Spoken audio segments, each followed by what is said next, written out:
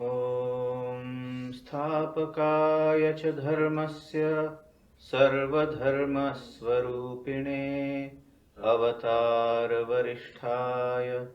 रामकृष्णाय ते नमः।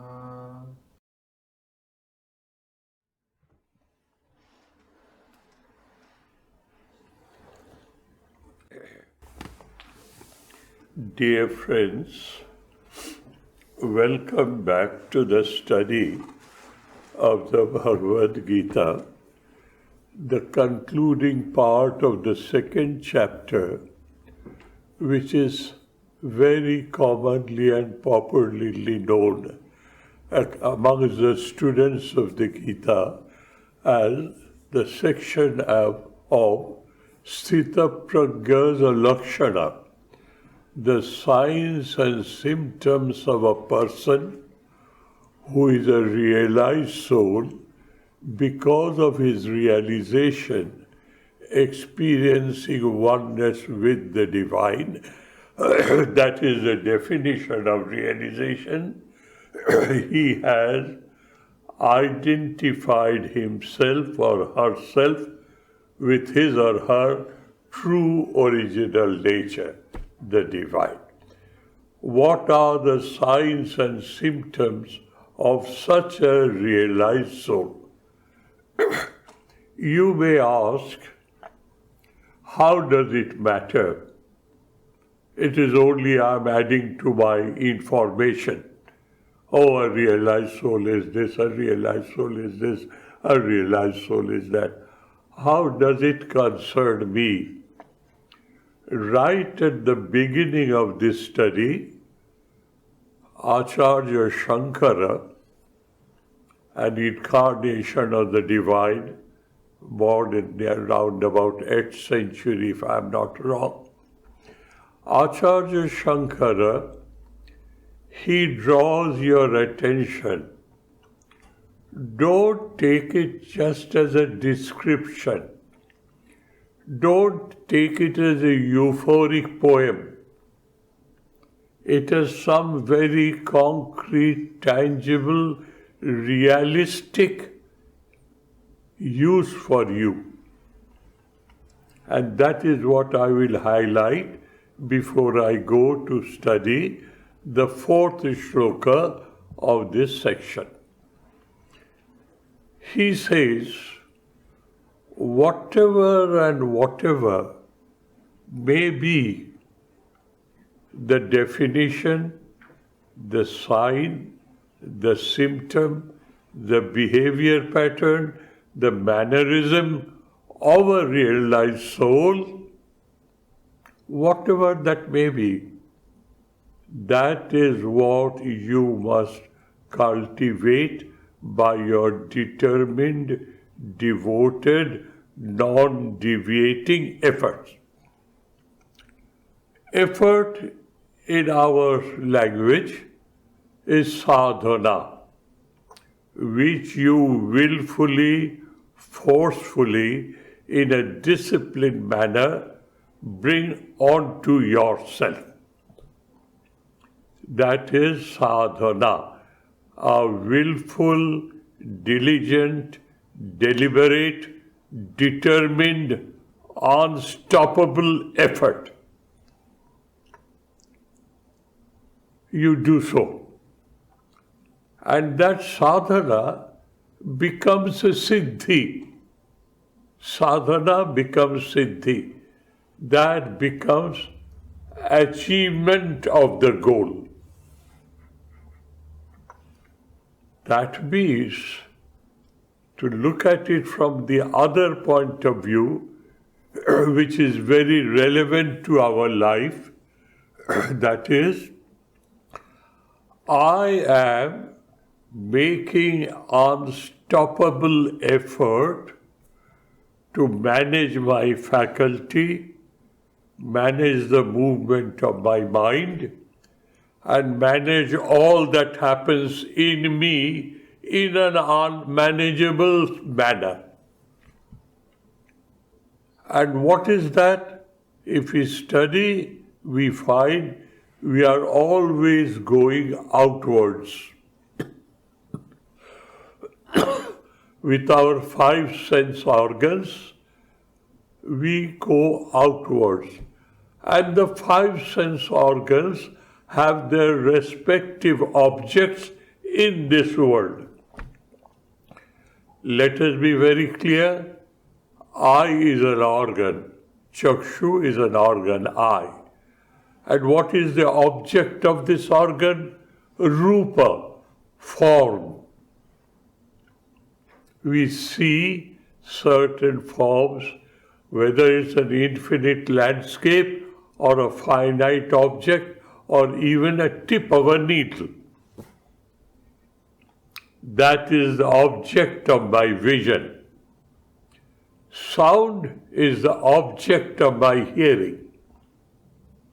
Smell is the object of my nose. Touch is the object of my skin. And taste is the object of my tongue. Rupa Rasa Shabda Gandha Sparsha. That's it. So I find my life is busy in an external journey. That is how we are created. We find in another Upanishad where he says, Paran Chikhadi Batridat Swayambhu Tasmat Param Pashyanti Na Antaratman Kashit Dhira Pratyagatmanavaishat Abritta Chakshu Amritattavichat. It is from the Kathopanishad. What is being said there?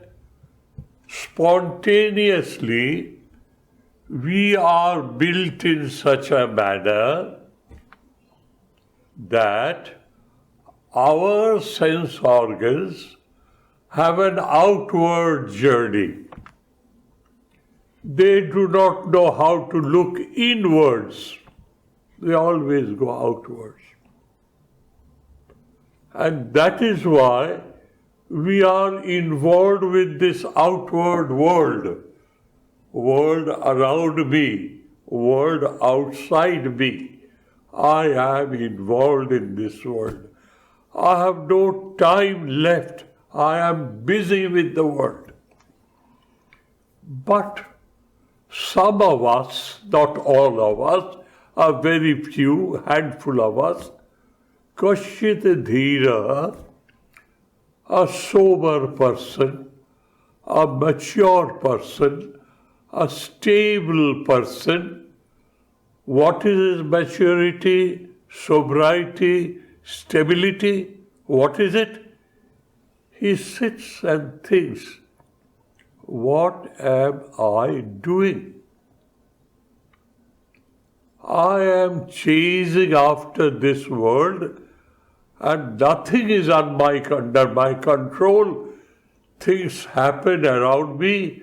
I become a victim either by attachment or by aversion, and because of all that, I am a victim of 5 propensities.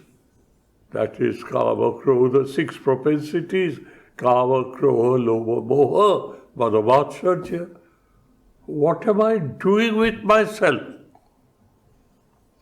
People start thinking on those lines. So, they say, I am involved in this game of pursuing and chasing things outside in this world. I am told I am, and I experience my amness. Is it not time enough for me now to think, who am I? What am I? Is there any process? Dhira Purusha. What is Dhira? A stable, a mature, a sober man who has seen through this ball game.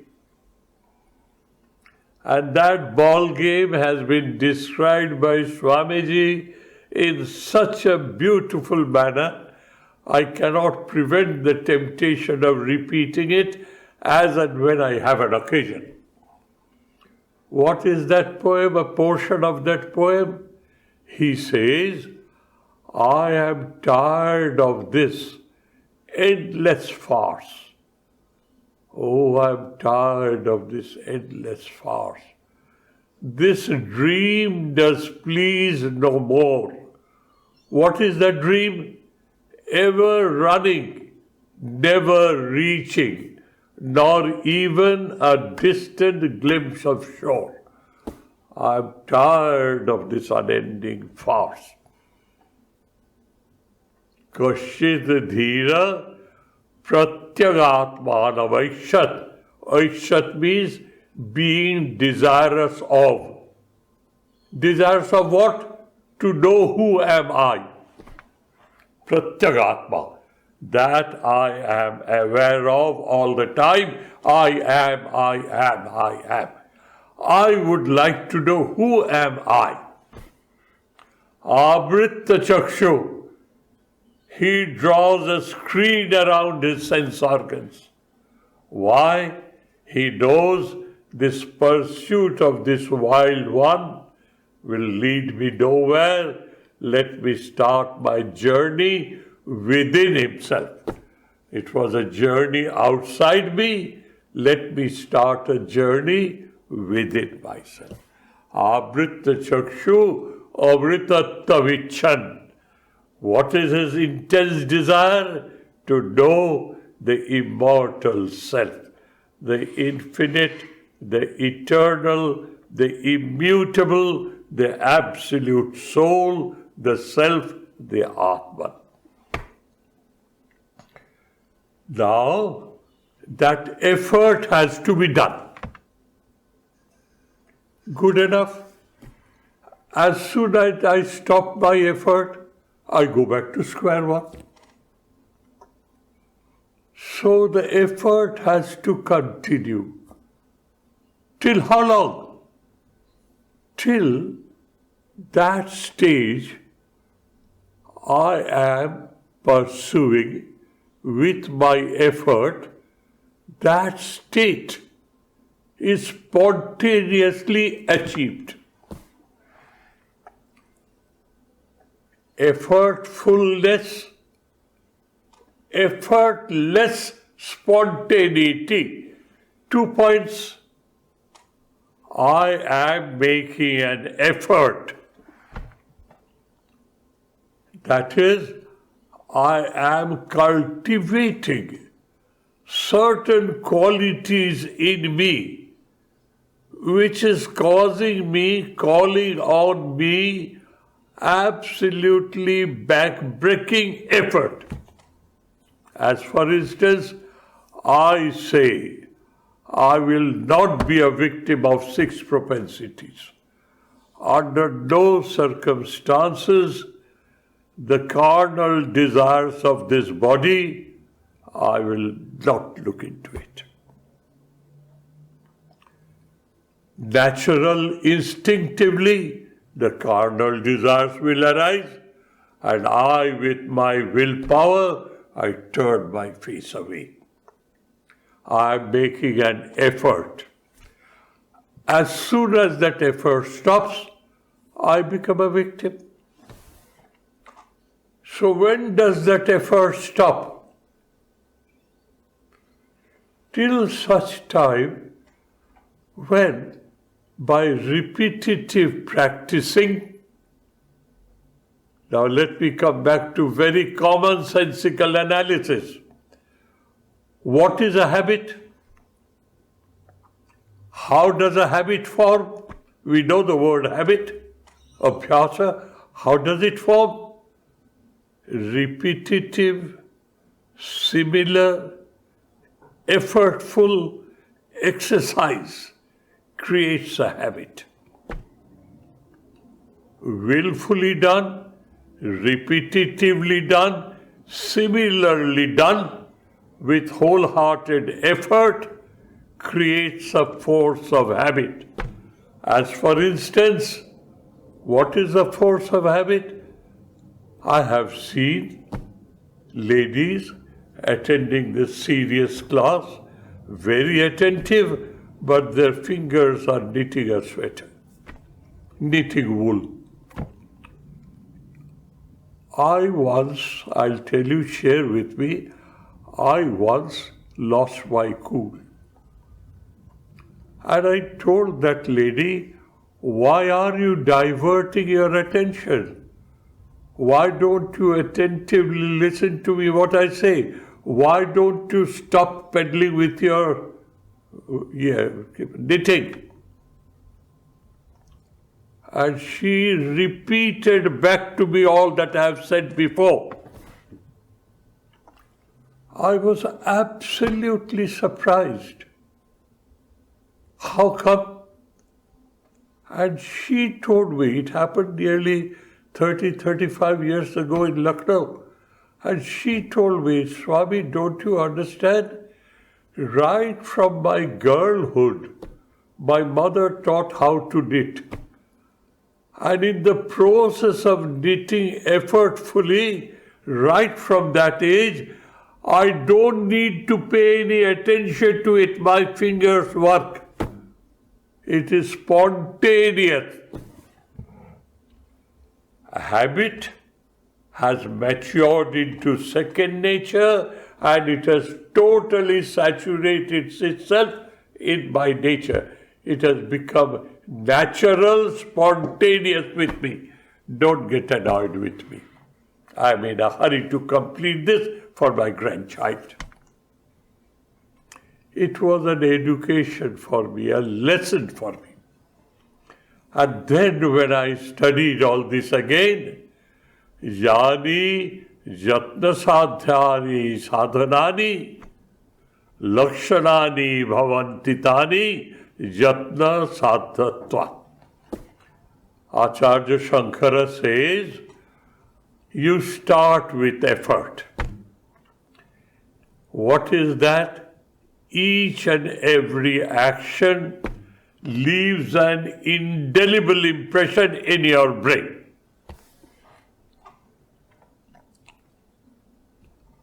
And you repeat it again, that becomes deeper and deeper and deeper. And then, in the plowing of the soil, leave the brain alone now, go back to the soil.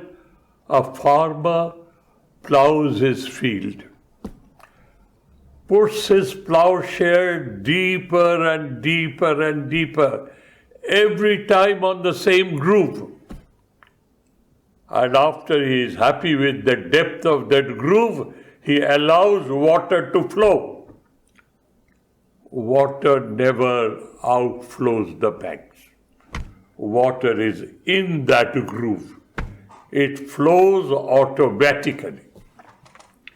Similarly, I keep on teaching you. And I have developed a habit. What is that habit? To be repetitive. It may be boring.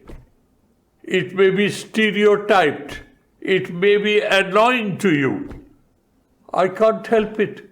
I'm a victim of my habit of being repetitive. What has happened? To help you, I thought, let me say it again. I say it once, I say it twice, I say it thrice. Similar, willful, repetitive activity creates an indelible mark in my brain. And whenever an occasion arises, I move through that channel. Spontaneously, automatically, without any effort. Habit formation is willful, repetitive, similar activity performed over and over and over again in a repetitive manner. Is the cause of habit formation. That habit attains a magnitude because of its repetitiveness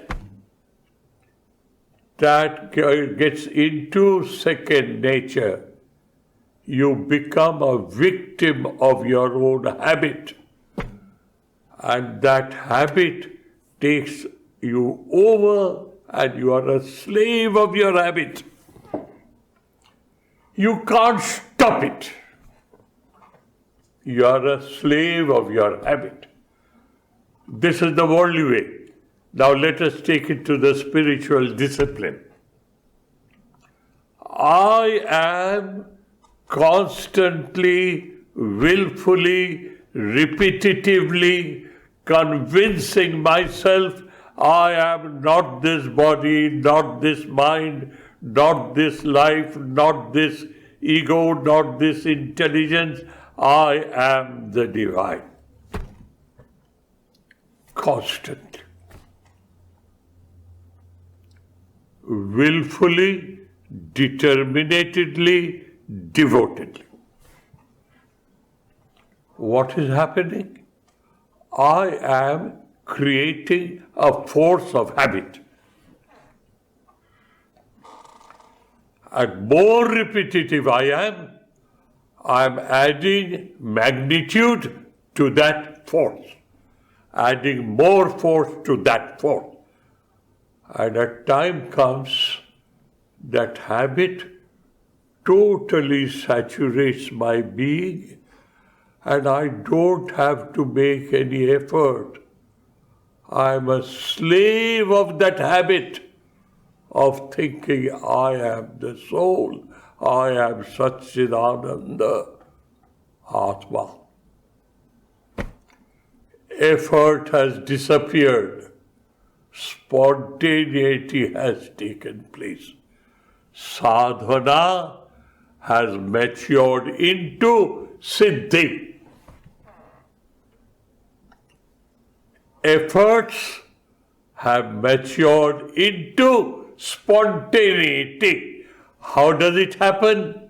Abhyasat, from formation of your habit.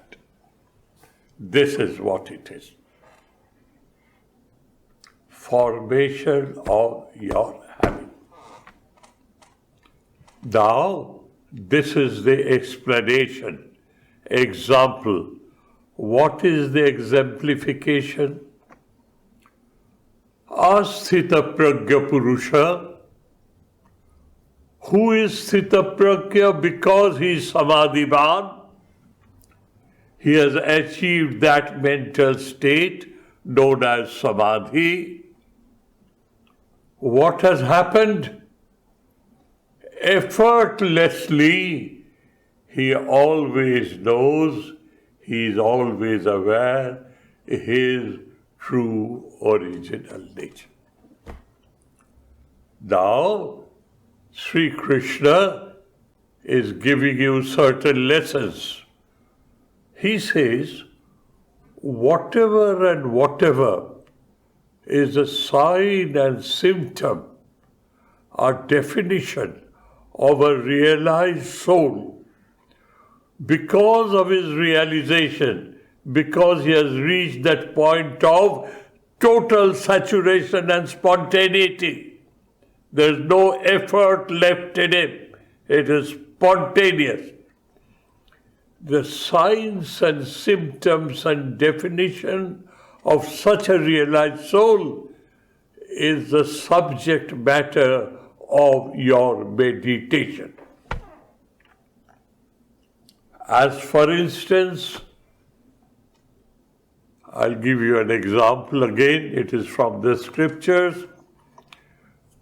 Maharishi Vyasa, who wrote down all the 4 Vedas and etc., Brahma Sutra and others, he had a son known as Sukadeva. That was his name. Vyasadeva taught him all the scriptures.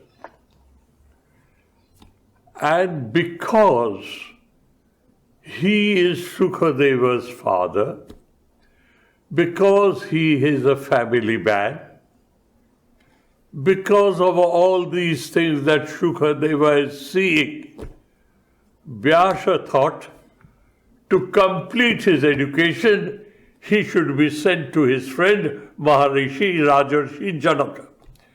Janaka was the emperor of Mithilapuri, a ruling king. He used to hold his court and run his empire every day. But he was a rishi, a realized soul. Blended both karma yogi, jnana yogi, bhakti yogi, raj yogi, all blended together. He sent him to his. You go to my friend. The last lessons of your life you will learn from him. Janaka Raja knew that Sukhdev has arrived. Kept him waiting 24 hours. In each gate, he had 7 gates to enter his palace. And Shukadeva sat there, immersed in his thoughts. I am Vyasa's son. I am being treated so negligently. It's cause for anger. Cause for great anger. He could get away and walk out on Raja Janaka. His father has told to meet his friend Janaka. For 7 days and 7 nights, he was treated with such an ignominy, disrespect. Ultimately, he was brought into the court. Before he went to Raja Janaka, Rajarshi Janaka, he had to go through an exam.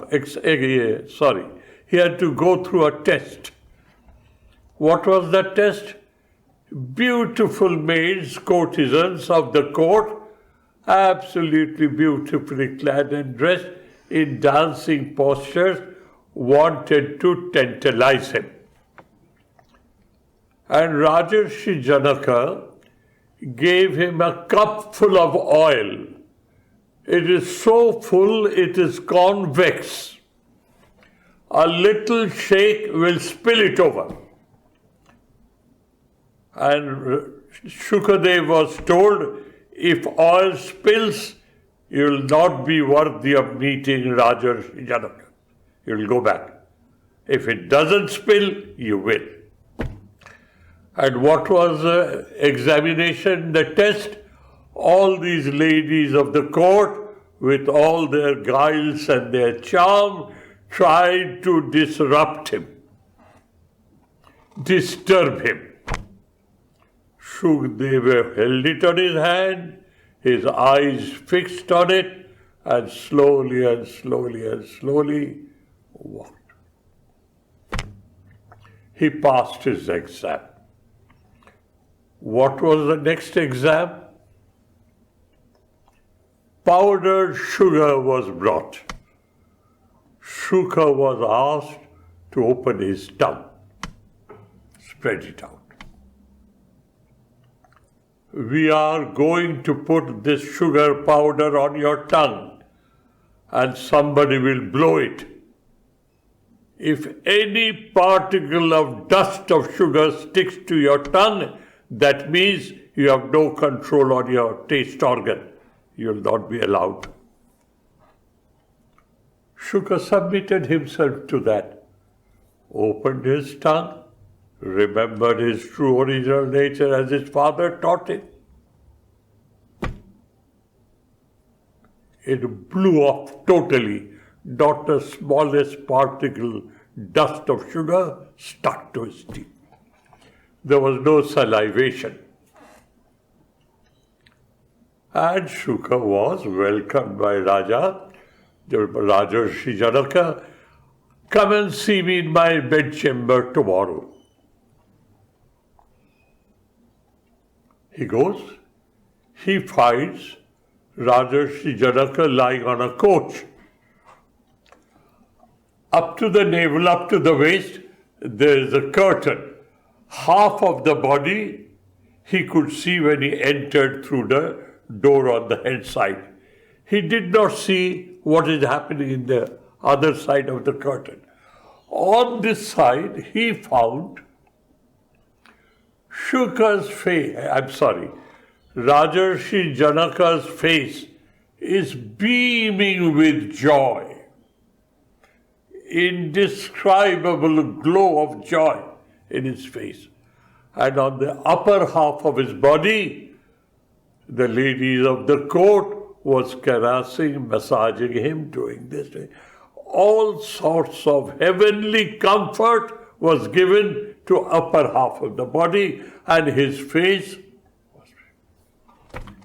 Shukadeva thought, whose face will not glow with such a joy, with such a comfortable caressing by such ladies? As soon as that thought came into his mind, he hears Rajarshi Janaka saying, go across the curtain, Shukadev, and see what is happening there. Shukadev goes behind the curtain to the bottom half of his body, and he finds women looking like witches with red-hot tongs tearing flesh from Janaka's body. And here's Rajarshi Janaka saying, Shuka, did you see? Now come over to me. This body, half of it is being caressed like nobody's business, and the other half is being tortured like nobody's business. I am immersed in the excellence and majesty of my soul. I am not concerned with my body.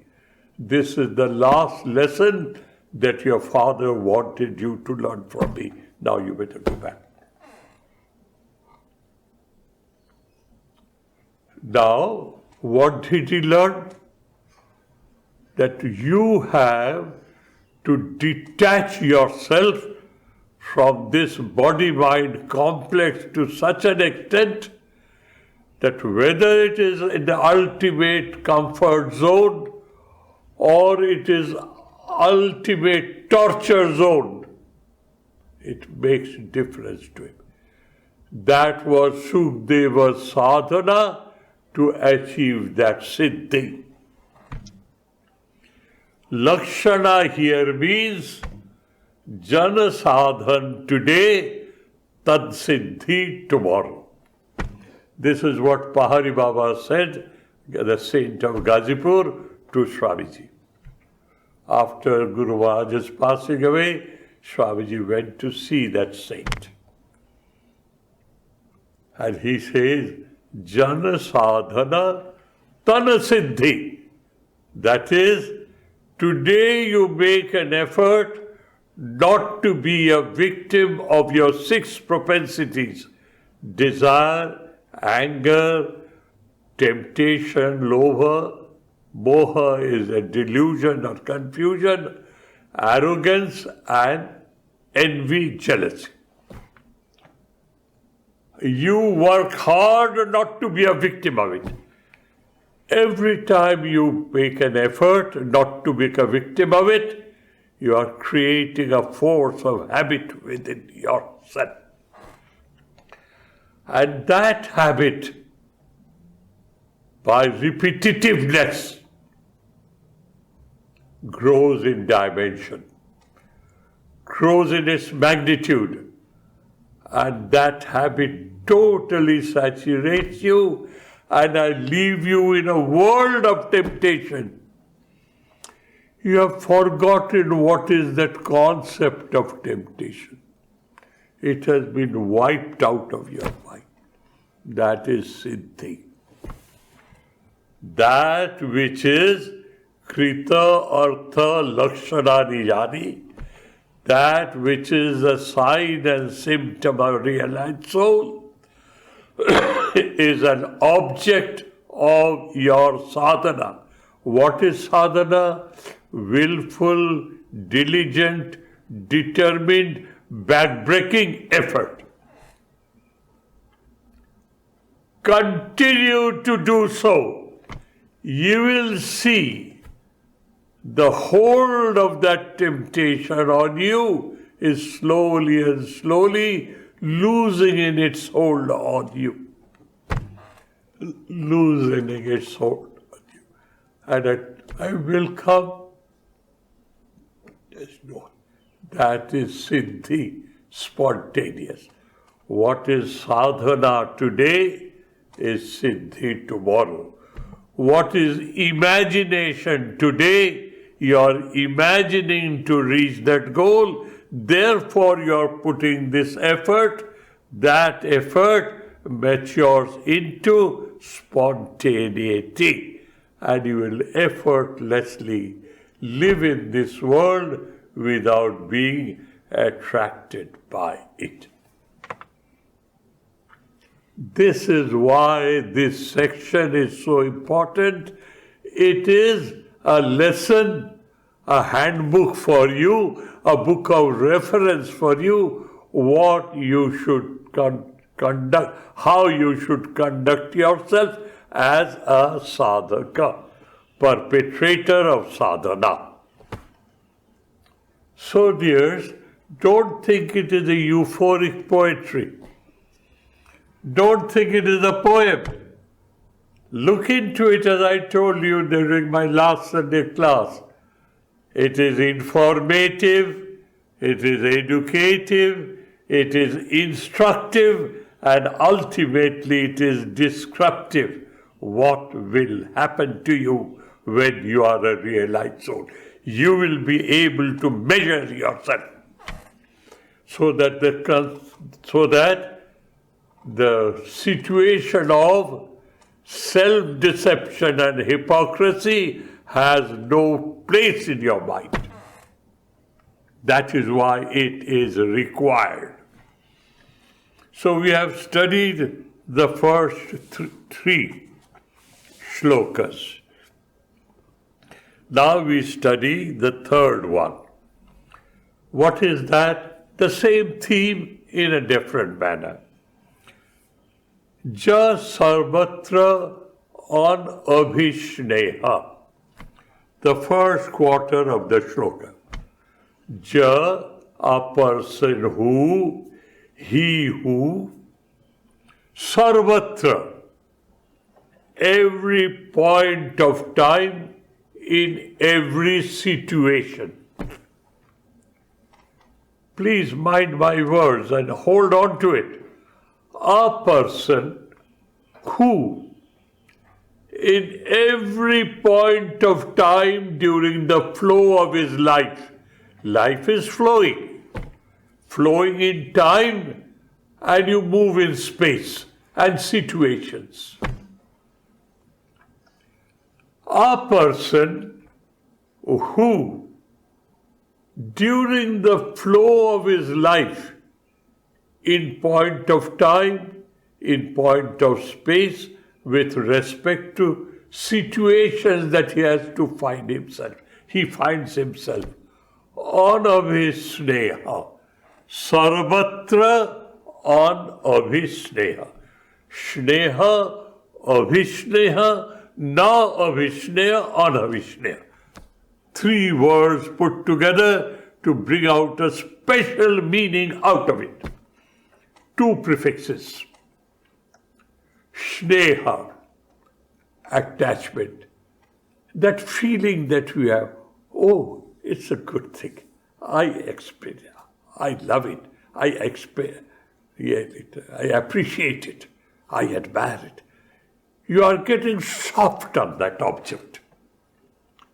And later on, that softness matures. How I wish I could have it. How I wish I could possess it. Whether it is emotional, whether it is rational, whether it is physical, it's a material. Same thing applies.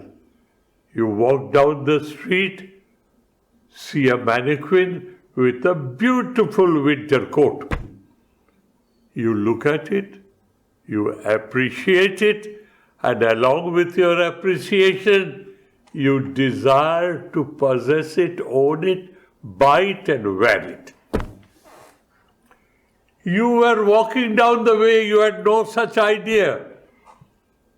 You only looked at it. And as soon as you looked at it, the ball starts rolling and ends up your buying it and wearing it and possessing it. He says, a person who is totally na abhisneha or abhisneha. Na means not, abhisneha means deeply involved with attachment and appreciation. What you appreciate, you want to have. Anavisneha here means a person. We are not bothered about gender, he or she. Both of them are equally capable of reaching that goal. He who is totally undisturbed by attachment, by a sense of appreciation, admiration, which matures into possession. Now, he is not involved in that. Sarvatra, throughout his flow of life, not for 5 minutes, or for 10 minutes when you meditate. Throughout your life, ja sarvatra anavisneha tat prapya shubha ashubham. Now he generalizes. In this flow of life, we are sometimes in an enjoyable situation, sometimes in an unenjoyable situation. Pleasure and pain. And sometimes we, because we are involved elsewhere, we are indifferent. We have that capacity to be indifferent. Why and how? Because my attention is stuck elsewhere. That's why I'm not involved. Though you're anavisneha, tat prapya shubha shubham, you don't lose your cool. Navinandati, you don't dance with joy. Na dveshti, neither you curse yourself. Why it should happen to me? Why not others? No vikara, no mutation in your mind, no upheaval in your mind. You are as cool as a cucumber. That is the stage which you have to attain. Jah sarvatra anavisneha tat prapya shubha ashubham na vinandati na dveshti tasya pragya pratishtita. What does it mean? He is busy elsewhere. As I told you, there are occasions in your own life when there's a cause of happiness, cause of celebrating your happiness with joy, but you are busy elsewhere. Your mind is attached elsewhere. What is that elsewhere? a bigger and a greater thing where your interest lies. What would be a bigger and greater interest than your own soul? If you can hold yourself, hold your mind within yourself, one with your Ishtadeva, one with your God, and you are busy with Him. You are involved with Him. You have no time for anything else, no intention, no desire, but to be one with my God, my Mother of the universe. I am busy with her. Automatically, the question of Abhishnaya will not arise. Here, he speaks to you theoretically. And you have to understand the practical application of this theory. Fundamental science and applied science. Fundamental science and technology. You have done that. You read that in your day-to-day life, do that in your day-to-day life. Fundamental science, you use your brain, your experience, and etc. to convert into a technology, how to put it into practice. Here he says, he is a person who is so involved with his own true original nature, the potential divinity already himself or herself. He is so involved with it that he has no time, no energy, no inclination to think of others. Yaha sarvatra anavisneha tattat prapya subha ashubham tattat prapya shubha ashubham nabhinandati. He does not lose his cool. Na dveshti. He doesn't jump to cloud 9, celebrates with joy, or curses himself. Why me? Could this mishap not help elsewhere? Why on me? The situation could have been somewhere else. Why I am there? None of those repentance, none of those decisions or discussion. I am poised in the magnificence, the splendor, the magnificence of my true original nature. That is what we have to practice according to this shloka. Jaha sarvatra anabhisneha tat prapya shubha ashubham navinandati nadveshti tasya pragya pratishtita. His maturity, his wisdom, his sobriety has emanated from not by meaningless exercise, but by awareness of the true nature of his own being. This is the essence of this shloka. Let us move on.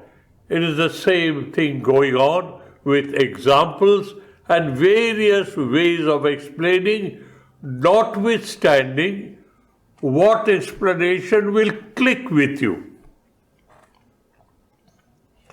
You'll find 1,000 examples, 1,000 types of explanation. Why? Why is he so repetitive? Because of our temperament, He's giving us a wide field of choice. Oh, this attitude I like very much. I'll hold on to that. He has done His job. Placed before you 1,001 different choices. You do the choosing and succeed in your life. Well then, let us move to the next shloka. Jada sangharate chayam kurmo angani va sarvasaha indriyani indriyarthebhyah tasya pragya pratishtita. His wisdom is totally poised, totally stable, totally anchored to the wisdom of his own nature. Never forget this equation. Where does that stability, sobriety, maturity comes from? It comes from the knowledge, experience of your true original nature. Tasya pragya pratishtita. His wisdom, his maturity, his understanding of whole situation is absolutely poised in a rock-solid manner, generated by experiencing his own true original nature. He gives you an example. Jada samharate cha ayam kurma angani iba sarvasa. Kurma. Kurma is a tortoise, a turtle. If you have seen a tortoise and a turtle, when you touch it, when you push it, or do something near about, the tortoise, out of sense of fear and self-preservation, he withdraws his head and neck, withdraws his 4 feet into his body, under the shell, and he almost becomes indestructible. That is what the characteristic of a tortoise is. He is alive, but he has made himself absolutely immune to any danger from outside world by withdrawing himself. Jada sangharate. Sangharana means withdrawing. Withdrawing within himself. Angani iva. As for instance, iva kurma angani sarvasa. Jada. When, if you have seen a tortoise or a turtle, a smaller one or a bigger one, it's a material. When he feels he is not safe, he is not very happy about the situation, to protect himself, he withdraws himself totally. And his shell is so hard, nothing can happen to him. This is an example. What is the exemplification in our spiritual life? Tada indriyani indriyabhya. Tada, jada, this happens. When this happens to you, what happens to you? Your sense organs, they are constituted the way that you get involved with the world, and attachment follows. That is the way we are used to live. That is constitutional. He says, no. Now you educate yourself like a tortoise. Withdraw yourself. Don't allow the sense organs and your mind together to play a mischief on you. Don't allow that. So what do you mean? Do you blind your eyes? Do you block your ears? You spoil your nose? What does he mean? That you withdraw? Be practical. What does it mean? I am left in a situation, say for instance, like Shukadeva. There's a world of temptation around him to disturb his concentration. But he has educated himself in such a manner that his concentration is on his hand and on the cup so that it doesn't shake and let the oil not spill over. What does it mean? He has withdrawn all that and has developed the concentration on the object. That's all that has happened. So in this example, you live in this world. Thousands of temptations around you. And by constitution, you are tempted to be tempted. You are made that way. What is he saying to you now? Abrita chakshu, amritattavichan. You better stop that game of going outwards. Think of yourself. And that he who is in you, that she who is in you, in that spiritual form, there's no gender difference. You can call it it. That is everywhere. I see her everywhere. I see him everywhere. I see that everywhere. And my concentration is now so strong because of sadhana, so spontaneous that nothing in this world can disturb me anymore. I have withdrawn the capacity of the world to disturb me in myself so much that the world has no capacity to disturb me anymore. And you are at the top of the world all the time. The world is your slave. This is what should happen to us. Yada, as and when, as you know by way of example, a tortoise withdraws himself, his head, his neck and his feet, all with himself, and you can roll it over like a ball.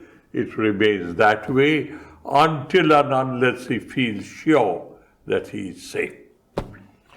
Similarly, you educate yourself in such a manner that even if you are exposed in the domain of Indriya and Tasya Vishaya, Chakshu, Karna, Nasha, Jiva, Tak, Rupa, Rasa, Shabda, Gandha, Sparsha. They are there. You roam around there, but your mind is stuck there. Nothing in this world can disturb you, distract you, disorientate you. You are fixed there. Now, dears, he tells you something in the next shloka which is extremely important for spiritual practitioners.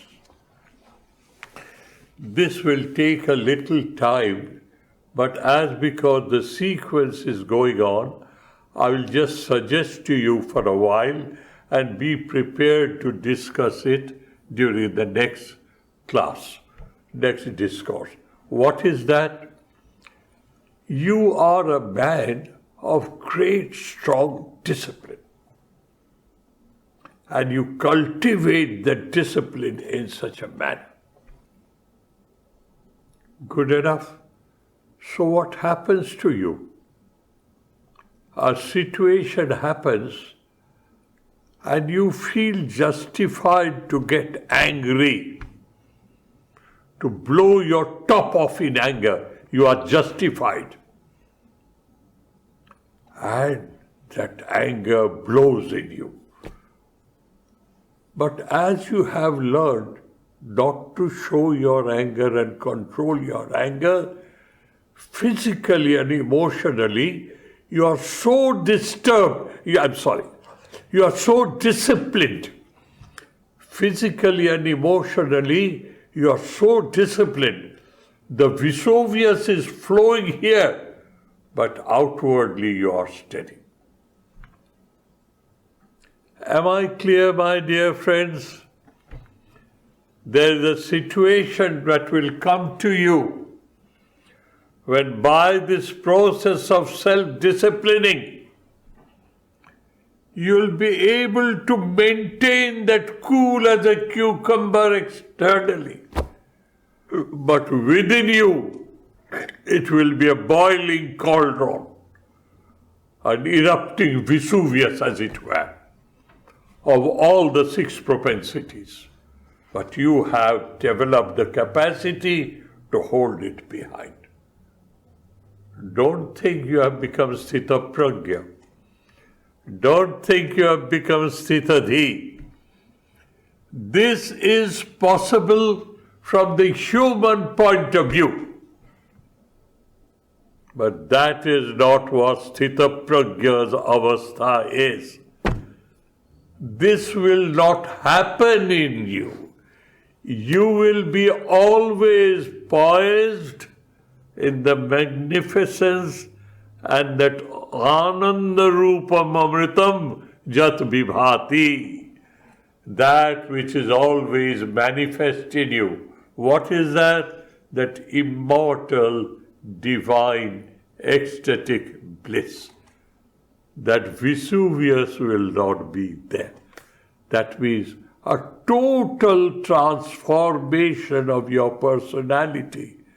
This egocentric divine becomes a divine-centric and divinizes himself or herself thoroughly. And he is always ensconced, placed in the excellence and majesty and magnificence of his own soul. This is the subject matter of study of shloka number 59, and it will need quite some description, but as a preamble, as a precursor, as an introduction, I've introduced to you what is the subject matter of the next shloka. Thank you, dears. Thank you ever so much. Thanks for your patient hearing.